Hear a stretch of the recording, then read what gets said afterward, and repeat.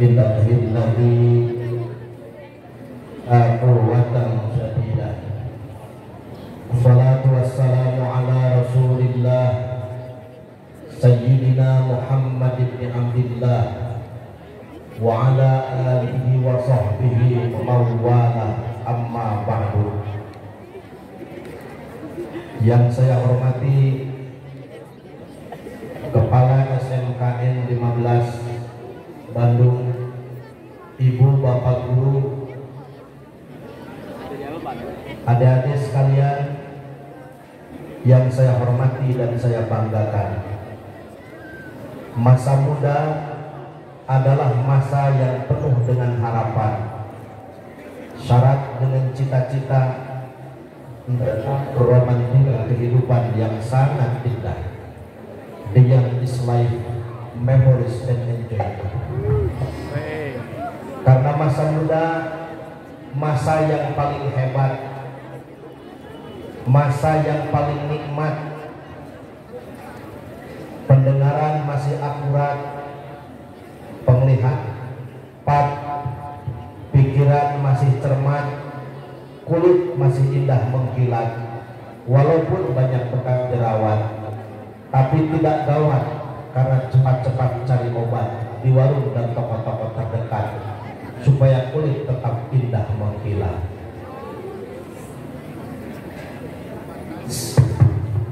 Kalau para leluhur kita berpesan, Subhanul Yaum Rijalul Ghad, pemuda hari ini adalah jago-jagonya pemimpin di masa yang akan datang. Untuk menentukan Indonesia 10-15 tahun yang akan datang, tidak ditentukan oleh generasi tua hari ini, tidak ditentukan oleh para senior yang ada hari ini, tidak ditentukan oleh para pejabat dan penguasa hari ini, tetapi ditentukan oleh kalian semua. Maka sering diingatkan, "Igtanim khamsan qabla khamsin," kata Nabi. Manfaatkan 5 kesempatan sebelum datang 5 kesempitan. Syababaka qabla haramika, masa mudamu sebelum datang masa tuamu. Karena masa muda, kata William Shakespeare, you for an hour and you then for lover. Masa mudamu cuma 1 jam, cantikmu hanya tumbuh kembang. Dulu waktu balita jadi anak begitu lucu, 17 tahun jadi gadis nan ayu, laksana kembang penuh madu, semua kumbang datang merayu, semua mereka menyatakan I love you. Tapi kelak 71 tahun ke atas, gigi tinggal 1, pandangan sudah sayu, lisan sudah keluh, hidung sering kena penyakit flu. Adakah kira-kira si kumbang datang merayu? Aki-aki ada dikawinkan bobodak kehelaanan ayu. If you sing before breakfast, you cry before night.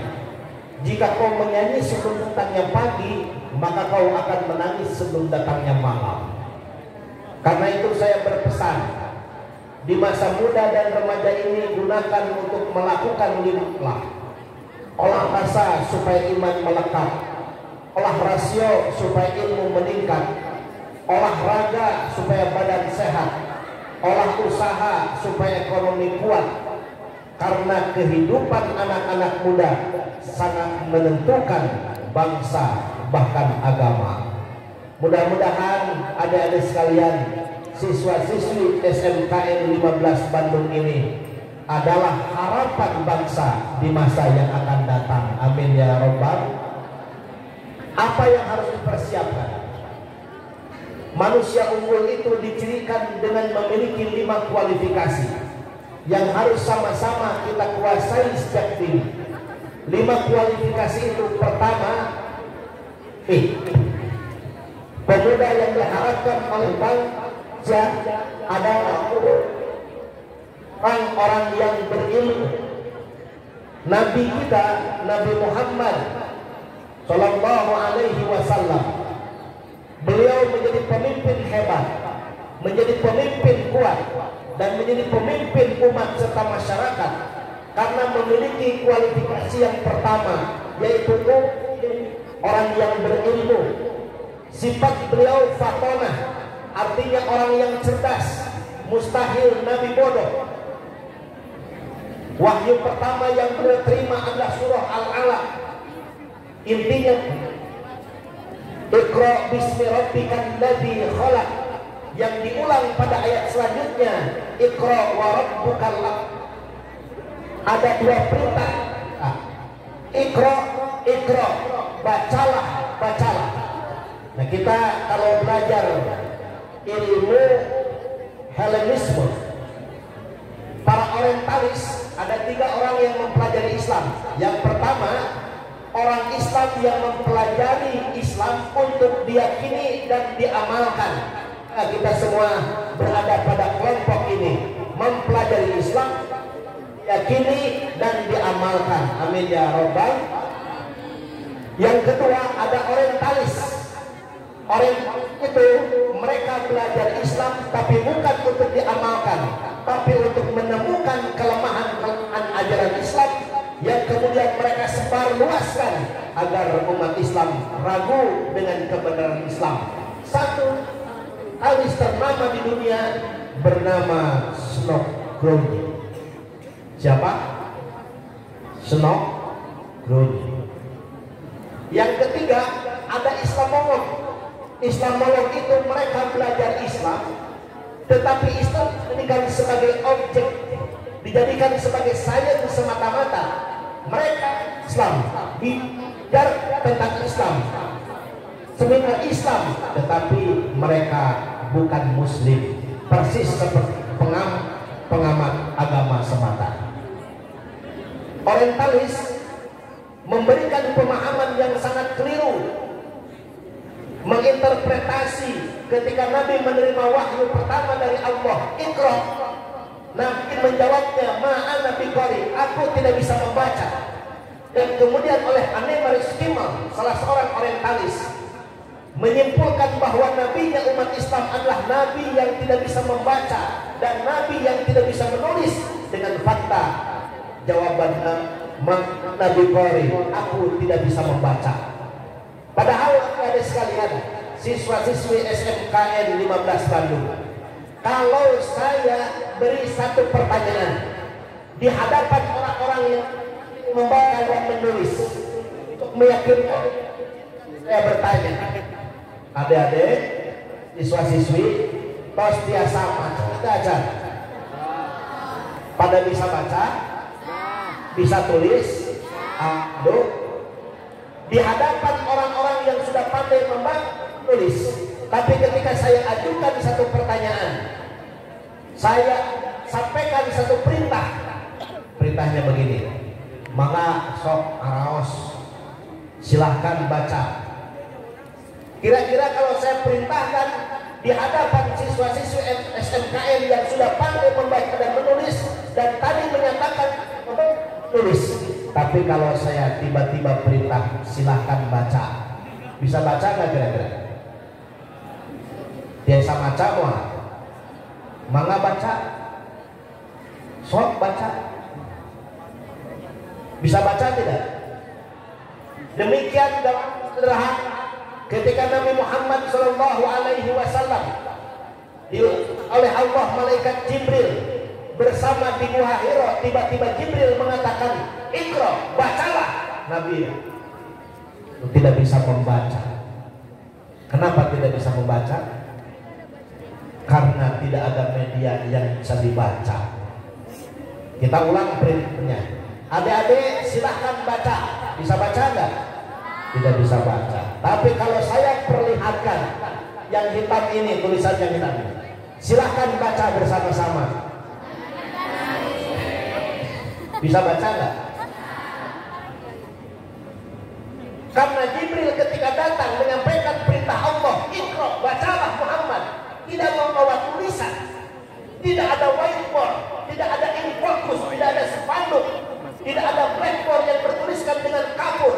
Maka ketika diperintahkan Iqra, bacalah. Rasulullah tidak bisa membaca, ma'ana biqari, aku tidak bisa membaca. Apakah jawaban itu bisa disimpulkan bahwa Nabi tidak bisa membaca dan menulis? Apakah ketika saya mempersilahkan adik-adik sekalian membaca, kemudian tidak bisa membaca, menyimpulkan bahwa siswa-siswi di hadapan saya tidak bisa membaca? Tidak. Kenapa? Karena memperlihatkan media yang bisa dibaca. Paham sampai di sini? Paham? Karena itu pantas dalam tradisi masyarakat jahiliyah, orang yang mendapatkan julukan fatonah adalah orang yang punya kemampuan membaca dan menulis. Kalau tidak punya kemampuan membaca dan menulis dengan baik, maka dijuluki sebagai orang yang fatonah. Sedangkan fungsi tulis dan baca pada saat itu untuk 3 hal. Pertama, menuliskan transaksi jual beli. Jadi ketika transaksi jual beli dituliskan, kalau tidak bisa menuliskannya, maka minta bantuan kelompok hamba-hamba yang fatonah, yang sudah pandai membaca dan menulis. Yang kedua, menuliskan nasab keturunan mereka sampai ke atas ke nenek moyangnya. Kalau tidak bisa menuliskan anak dan cucunya, maka minta bantuan kepada orang yang fatonah, yang sudah pandai membaca dan menulis. Yang ketiga, untuk menuliskan syair hasil musabakoh, dihargai syair-syair hasil musabakoh, hasil perlombaan itu untuk publikasi. Ketika tidak mampu menuliskan, minta dituliskan oleh orang yang fatonah, yang sudah pandai membaca dan menulis. Sekarang pertanyaannya, apakah Nabi kita memiliki sifat fatonah atau dijuluki sifat fatonah? Nabi kita fatonah apa tidak? Kalau Nabi kita sudah punya julukan fatonah, berarti Nabi kita sudah pandai membaca dan menulis. Iqra, bacalah. Tidak ada media yang dibaca. Nabi menjawab, maha Nabi Qori, aku tidak bisa membaca. Tidak menunjukkan kita Nabi yang bodoh. Tetap Nabi kita fatonah, Nabi yang pintar. Alhamdulillah. Kalau Nabi yang pintar, ini mesti jadi uswah hasanah. Dinyatakan Allah dalam Al-Quran surah Al-Ahzab ayat 21. Laqad kana lakum fi Rasulillahi uswatun, the only one example where all excellences have been blended in one personality. Kata Abu A'la Al-Murudi dalam Common Understanding Islam, sebagai contoh teladan terbaik buat umatnya. Kalau contoh kira-kira harus baik apa tidak baik? Nabi-nya menulis, dan kita harus contoh beliau. Artinya umat beliau harus pandai membaca dan menulis. Sepakat? Coba kalau yang disebut dalam teori tafsir disebut mafhum mukhalafahnya, kebalikannya. Kalau kita punya conclusion, kalau kita punya kesimpulan Nabi itu Nabi yang tidak bisa membaca dan menulis, lalu Nabi kita jadikan sebagai contoh, maka umat Islam tidak boleh pandai membaca dan menulis. Kan kesimpulannya begitu. Dimensi uswah hasanahnya menjadi hilang, si percontohannya menjadi terdegradasi, dan impossible kita mencontoh kepada sesuatu yang tidak baik. Ulah siapa ini? Ulah orientalis, merusak Islam dari dalam, menghancurkan Islam dari keyakinannya. Warsus suku fi qulubil mu'minin, tanamkan keraguan di dadanya orang-orang yang beriman. Karena itu kita konsisten. Nabi kita fatonah, Nabi yang cerdas. Kriteria fatonah adalah pandai membaca dan menulis. Wahyu yang pertama diterima Nabi atas surah Al-Alaq, perintahnya perintah membaca.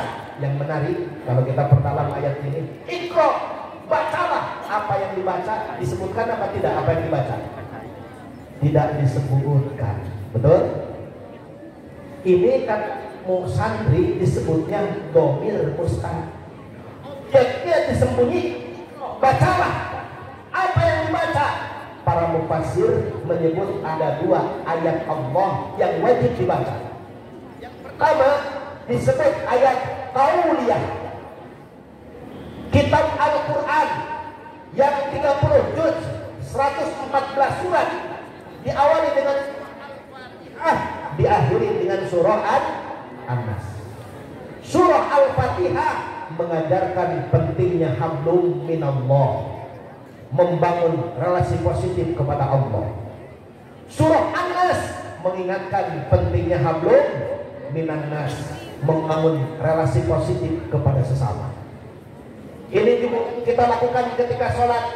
Sholat itu diawali dengan takbir Allahu Akbar, menyatakan diri siap membangun hablum minallah.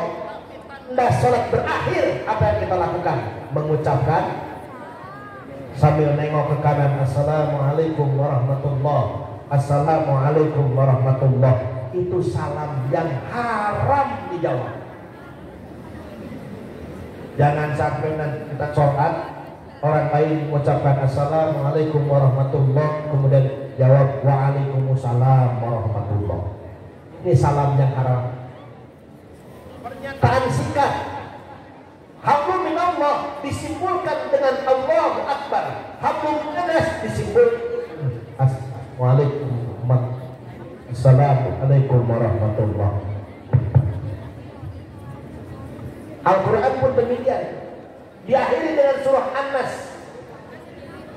Surat pertama dalam Mushaf Utsmani, ini Mushaf Utsmani diawali dengan surah Al-Fatihah, diakhiri dengan surah An-Nas. Beda dengan tartib nuzuli. Tartib nuzuli pertama surah Al-Alaq, surat terakhir Al-Maidah ayat 3. Al-yauma akmaltu lakum dinakum. Ini ayat-ayat Allah yang wajib dibaca. Bahkan menurut Hujjatul Islam Al-Imam Al-Ghazali, ini penting. Ada 5 kewajiban umat Islam terhadap Al-Quran. Ada berapa? Ada 5. Yang pertama, wajib mengimani Al-Quran. Quran itu kumpulan firman-firman Allah. Yang kedua, wajib belajar Al-Quran. Ketiga, wajib mengajarkan Al-Quran. Yang keempat, wajib menyebarkan Al-Quran. Yang kelima, menjadi empirisasi Al-Quran, menjadi pengamal Al-Quran. Yang kedua, selain yang dibaca ayat-ayat kauniyah yang terdapat dalam kitab Al-Quran, juga yang adalah ayat-ayat kauniyah yang terdapat dalam kitab kehidupan. Jika kita membaca, maka akan bertambah pengetahuan. Pengetahuan manusia itu, apa arti pengetahuan? Adik-adik? Pengetahuan itu segala sesuatu yang diketahui. Dan kabupaten yang paling banyak pengetahuannya di Sumedang, Kabupaten Sumedang. Itu pengetahuannya banyak. Ya, karena tahu itu Sumedang. Ilmu, apa kira-kira definisi ilmu? Pengetahuan yang disusun secara sistematis disebut dengan ilmu. Ilmu pengetahuan yang berbasis filsafat, mula-mula adanya di Eropa, muncul yang filsafat humanisme. Filsafat humanisme itu punya kesimpulan, ya, bisa mengatur dirinya dan mengatur alam, sehingga manusia bisa menaklukkan alam, menaklukkan hewan dan makhluk-makhluk lainnya ciptaan Tuhan.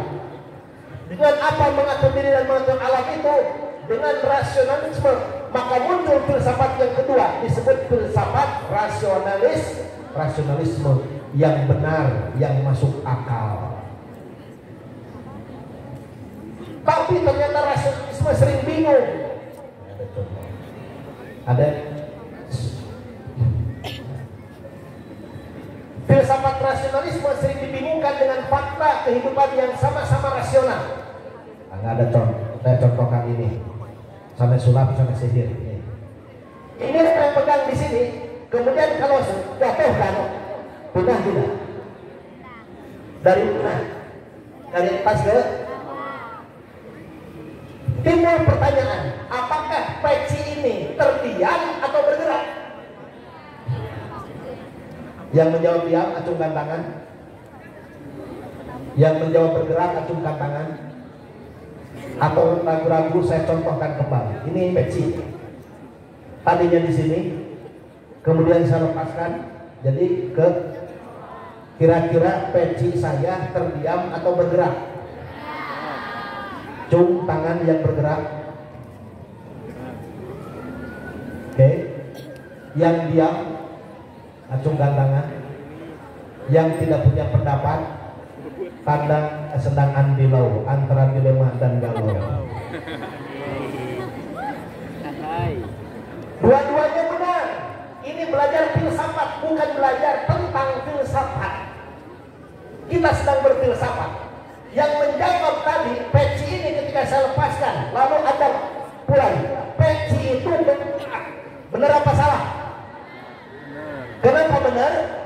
Karena berpindah dari titik ini ke bawah berarti bergerak. Ini rasional, benar nggak? Tepuk tangan buat yang menjawab bergerak.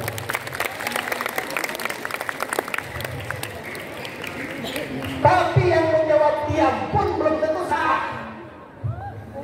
Peci ini makhluk hidup atau benda mati? Yang bergerak makhluk hidup atau benda mati? Ada tidak benda mati yang bergerak? Peci ini benda mati apa makhluk hidup? Sangat rasional kalau Anda punya kesimpulan peci itu terdiam tidak bergerak. Tepuk tangan yang menjawab tidak bergerak. Dua-duanya rasional, betul tidak? Dua-duanya masuk akal. Maka rasionalisme menemukan fakta sama-sama rasional. Anda sering ditemukan dengan calon yang tepati kaset, tapi loba duit bagus. Meriam pulsa wae minimal tarapna kosong kuota jadi siapa yang saya tambah. Tapi tepati kaset lamun sang bikin era iya bager kusikep mah tapi tunggal apa kemarasional. Maka rasionalis berkembang jadi empiris. Empirisme menyatakan yang benar adalah sesuai yang ada. Empirisme kemudian kembang lagi karena sering sama-sama empirik. Coba kalau saya bertanya di SMK musim panas atau musim dingin? Sebagian mengatakan musim dingin, sebagian mengatakan musim panas. Kalaupun bersepakat ini adalah musim dingin, akan berbeda cara menghadapi musim dingin ini. Yang berasal dari Lembang Pangalengan, dia menyatakan ingin tipis-tipis. Yang berasal dari Karawang, Bekasi atau Jakarta, berada di musim dingin ini, dia punya kesimpulan harus pakai baju yang tebal-tebal karena kedinginan. Maka empirisme kemudian berkembang pada scientific method, metode ilmiah, diukur kalau Celsius, kalau panas berapa derajat Celsius, sehingga sesuatu harus terukur, bukan hanya terukur. Dan untuk menemukan ukuran itu harus dengan ilmu pengetahuan, dan manusia punya ilmu pengetahuan berdasarkan 3 sumber. Sumber pertama, manusia punya pengetahuan berdasar kapannya. Yang kedua, berdasarkan sainsnya. Yang ketiga, berdasarkan mystical knowledge, keyakinan. Untuk menemukan itu semua, mesti membaca ayat-ayat Allah, dan ayat-ayat yang dibacanya adalah ayat-ayat kauniyah. Maka kalau membaca ayat-ayat kauniyah, laut dibaca lahir ilmu, bintang dibaca lahir ilmu astronomi, masyarakat dibaca lahir ilmu sosiologi, jiwa manusia dibaca lahir ilmu pesantren. Semakin tinggi budaya suatu bangsa, maka semakin banyak pengetahuan yang dimilikinya. Semakin luas pengetahuan yang dimilikinya, maka semakin canggih teknologi yang dimilikinya. Disitulah pentingnya mencari ilmu sejak lahir sampai meninggal dunia. Disitulah gengsi mencari ilmu sampai ke negeri Cina. Di sanalah kenyataannya mencari ilmu kepada muslim laki-laki dan muslim perempuan. membatasi pergaulan. Nabi bersabda, "Utlubul ilma walau bisin." Carilah ilmu walaupun sampai ke negeri Cina. Kalau diperintahkan umat Islam belajar ilmu sampai ke negeri Cina, yakin di sana bukan belajar tafsir, bukan belajar tajwid, bukan belajar usul fikih, tetapi pada saat itu Cina sedang maju industri dan perdagangannya. Seolah-olah Nabi berkata, "Wahai umat Islam, pergilah ke sebuah negeri yang maju perdagangan dan industrinya, belajar dagang dan industri." Sehingga Islam tidak melakukan sekularisasi ilmu. Islam hanya melakukan taksonomi ilmu, pembidangan ilmu, tidak melakukan sekularisasi ilmu. Tidak ada ilmu umum, ilmu agama, tidak ada kitab, tidak ada buku, tidak ada ustaz, tidak ada guru. Semua ilmu dari Allah. Ustaz adalah guru, kitab adalah buku, madrasah adalah sekolah. Sehingga kita mengkotakan ilmu. Belajar usul fikih ibadah, belajar ilmu kimia ibadah, belajar ilmu tajwid ibadah, belajar matematik pun ibadah. Tidak ada yang tidak ibadah. Alhamdulillah. Semua ilmu dari Allah yang harus kita pelajari sesuai dengan perintah Allah dan digunakan untuk membaca ayat-ayat Allah. Sehingga ada salah satu ayat dalam Al-Quran.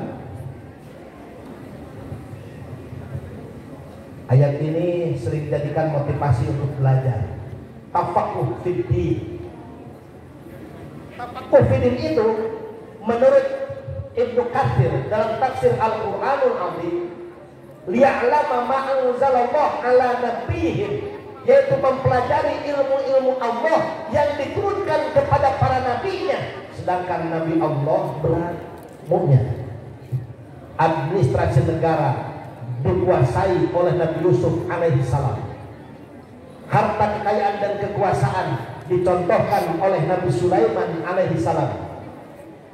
Nabi Daud yang bisa mengembangkan teknologi yang berbasis pada besi. Semua Nabi Allah itu punya ilmu yang sangat beragam. Maka ada hadis yang menyatakan al-ulama warasatul anbiya. Ulama adalah pewarisnya para nabi, bukan pewaris satu nabi. Dan la nufarriqu baina ahadin min rusulih, tidak ada perbedaan di antara rasul-rasul Allah. Nah, sehingga kesimpulan kita, kalian belajar ilmu apapun ibadah, alhamdulillah. Belajar ilmu agama ibadah, ilmu kimia ibadah, belajar ilmu fisika ibadah, belajar bahasa Inggris ibadah, belajar bahasa Arab juga ibadah. Belajar apapun ibadah, alhamdulillah. Yang kedua, setelah menguasai ilmu, ini disebut dengan ulul ilmi. Jika menjadi generasi-generasi yang dirindukan oleh bangsa tercinta ini, selain ulul ilmi, memiliki ilmu, kedua, ulul albab. Apa? Ulul albab. Siapa ulul albab ini? Hamba Allah yang mampu memiliki antara fakultas pikir dan fakultas zikir.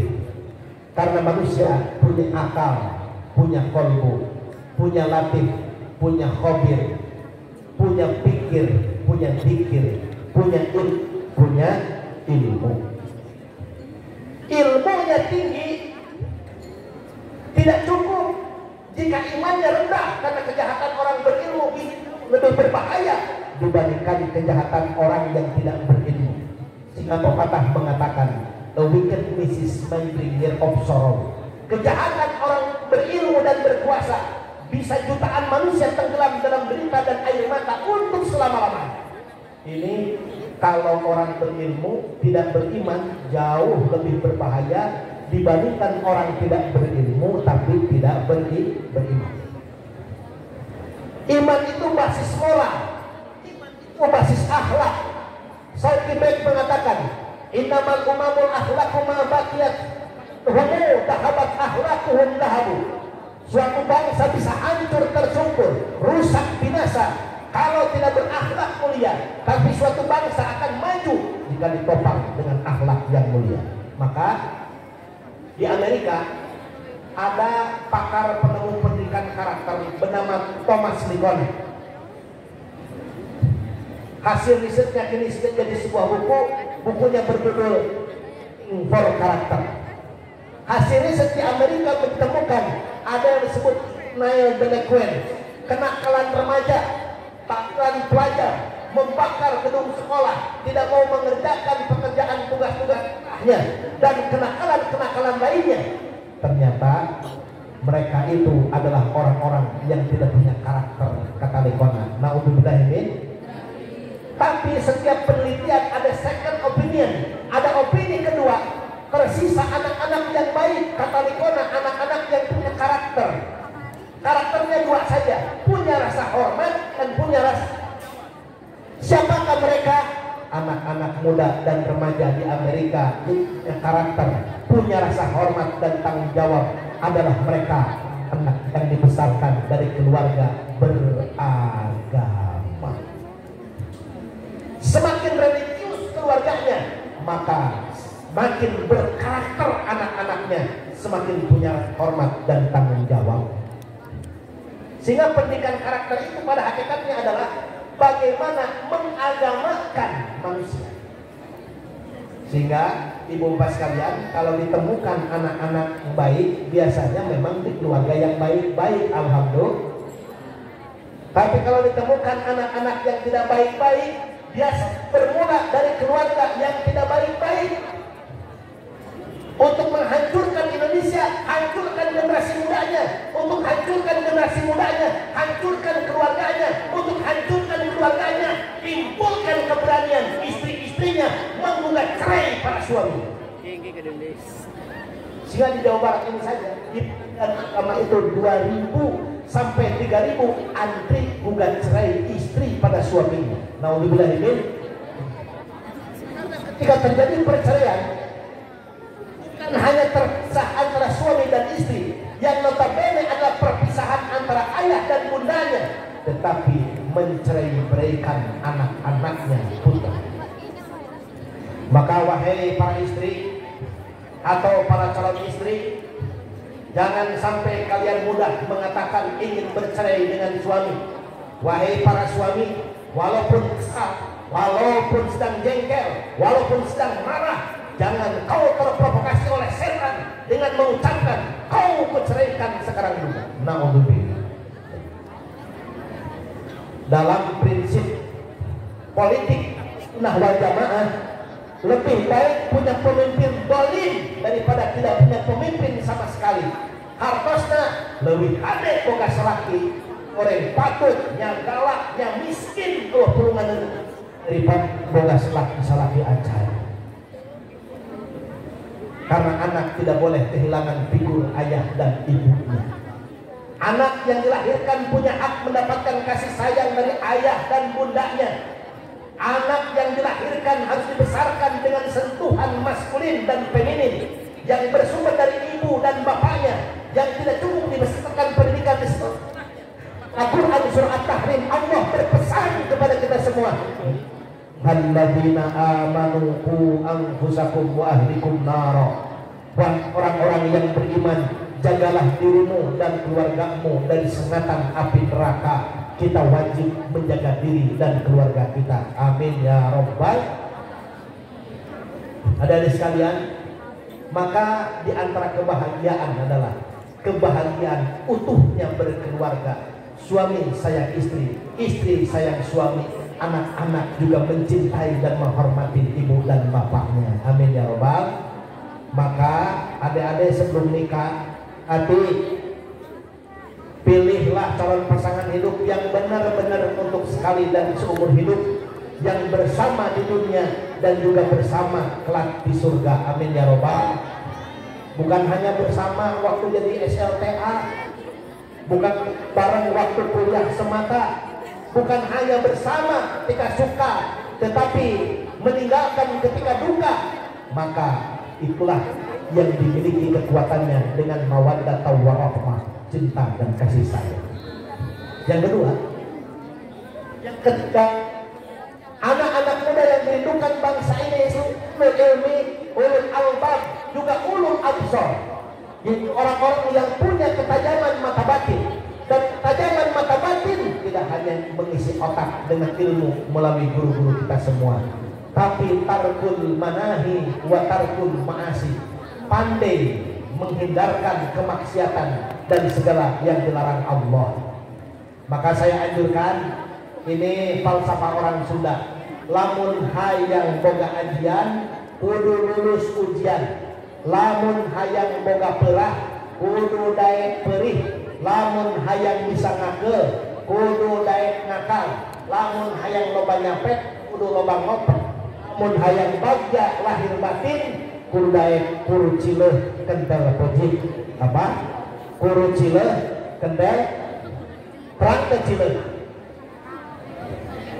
Kuru cileh artinya jarang tidur. Kenapa? Karena malam belajar, malam sholat tahajud, malam Quran. Kuru cileh. Kentel pojik artinya rajin berpuasa. Maka untuk sukses rajinlah puasa Senin dan Kamis. Yang kedua, tarkul manahi, meninggalkan apa yang dilarang Allah, wa tarkul ma'asi, dan tinggalkan dan bahkan kemaksiatan. Al ilmu nurun wa nurullah la yuhda lil 'asi. Ilmu Allah bagikan cahaya, dan cahaya Allah fokus pada pelaku maksiat. Mudah-mudahan 3 kualifikasi ini dimiliki oleh adik-adik sekalian, siswi SMKN Bandung, kebanggaan saya, yaitu ulul ilmi, kalian menjadi orang-orang berilmu, amin ya rabbal. Ulul albab, kalian orang yang mampu menjaga keseimbangan pikir dan zikir. Dan ulul absor, kalian semua ketajaman mata batin, amin ya rabbal. Demikian yang dapat disampaikan. Mohon maaf atas segala hilaf dan kekurangan. Lain kali lain kepian ketemu kumbang pemadu, lain kali lain kesempatan semoga bertemu dengan akang si manis madu. Wassalamualaikum warahmatullahi wabarakatuh.